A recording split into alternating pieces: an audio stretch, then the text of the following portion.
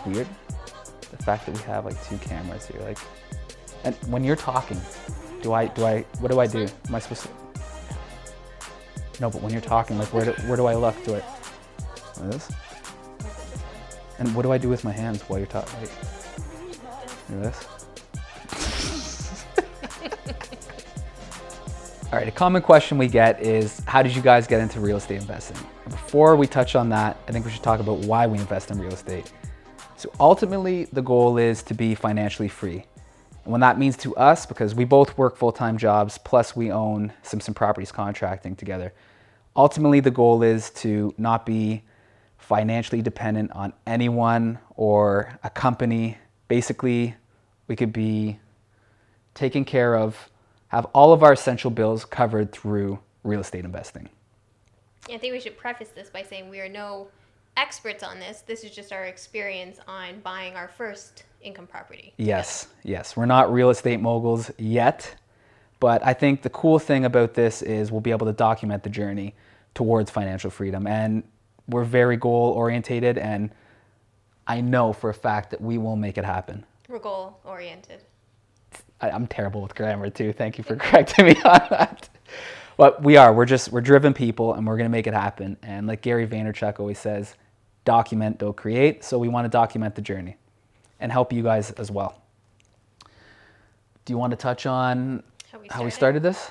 So we started this. I was living downtown in a condo with my sister, and Dwight and I saw a condo come up for sale in the building next to mine.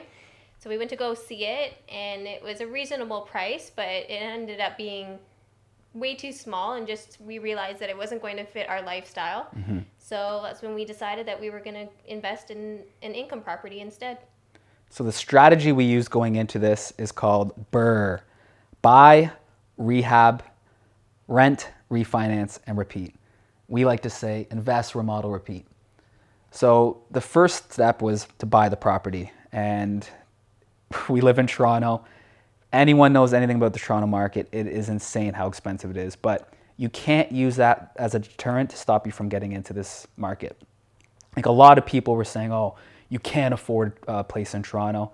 And if you say you can't, then you won't. Instead, say, how can you make it happen?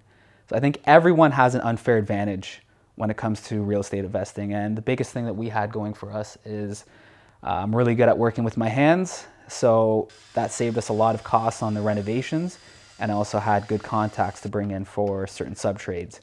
And we also had access to funds in order to get the renovations done, because that was very expensive. And I also had someone who lent me my portion of the down payment, because at the time, all of my money was tied up in a pre-construction condo that never got built. So the builder had about $40,000 of mine for 4 years. So I was kind of tapped out. But my sugar mama over here had my own savings. She had her savings to put towards the down payment, and then we bought. So I guess the next part was rehab. The project we originally thought was going to take, I don't know. About a year. Yeah, about a year. It's like that meme what's that meme? It's like, oh, this won't take long. It's like 8 hours later. Yeah. That was pretty much this project to a T. But I wouldn't trade anything for the world. The experiences that we got were unbelievable. Like, I learned so much when it comes to renovations, remodels. Like, a lot of the how-to videos that you see on my YouTube channel were shot at this first duplex. So, although we did save a lot of costs because you did the work, it did take, double the time to complete the project. Exactly. It took a lot longer. And going into our next project, we'll definitely be switching things up and delegating a lot more and bringing in a lot of sub-trades who just do those certain tasks every day, because they're going to be a lot faster and a lot more efficient. So even though we did really well with our first renovation, there was a lot of sacrifices that had to be made. Like, I was working until my day job, plus working on the property until 2 o'clock every morning. So social life, it was out the window. Basically just fully devoted to this place. And there were a lot of tears. A lot of tears. Yes. But it seems so long ago now, but it was totally worth it. Yes. Totally worth it. Do you remember the dungeon that we had to live in the basement for a bit? There was a toilet just in the corner, no walls around it. All of our clothes were hung up on electrical wire. Yeah, that was nice. We had like a plastic table that was used as, Our kitchen storage Yeah. area. but hey, I think it made our relationship that It's all much part of it. stronger. And if we can go through that, what can't we go Yeah, through, right? exactly. Okay, so that's buy, rehab. Do you want to touch on rent and refinance?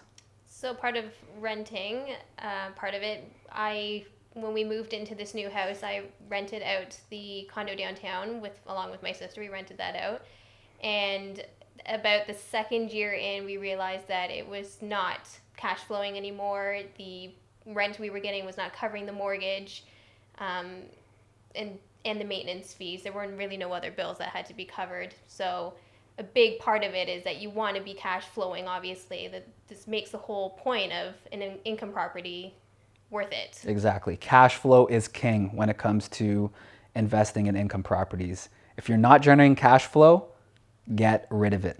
Now, you can't apply that to everything, but don't have that real estate model of just banking on appreciation. You always want to have cash flow. So minimum $50 a door, minimum. We're doing excellent with this duplex since we've moved out and we have both units rented out now.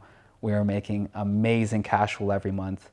Plus, we're also getting the debt pay down from our tenants. So it's amazing how the snowball effect just works. And we were able to do this by refinancing. So about 2.5 years after all the renovations were done, we refinanced and were able to pay off the renovations that we Yes. had, all those expenses. And then all the leftover money, we were able to invest in our own personal property. yeah, so just quickly to let you guys know, the property almost doubled within 2.5 years because the market in Toronto is insane. Plus, we also put about $100,000 into the property. So then, like Melissa said, we were able to cash out, refinance, pay off all of the renovation debts, and then I ended up getting my money back from that builder. So I was able to pay off my personal loan as well. And then we used the remainder of the money to purchase the home that we're in right now. So that's where repeat comes into place. So we are going to be repeating the process, but this is going to be for our personal residents. In a different experience. Yes, totally different We're not going experience. to live here during the renovations No. because there's someone on the way. Yes, our And son. you are not going to do all of the work because we're not going to have it take 5 years. to Exactly. complete. Yeah, and I can't wait. If you guys don't know about it, it's called #Project Simpson. That is going to be documenting this entire modern build. It's going to be dope. Is that it? Did we miss anything? I don't think so. Thank you guys for watching this video. If you have any questions, please hit me up in the comments section below. And there's a lot of topics that we didn't get to cover in great detail. So we'll definitely be uploading a lot more videos. So to stay connected, make sure you subscribe to the channel. Ciao.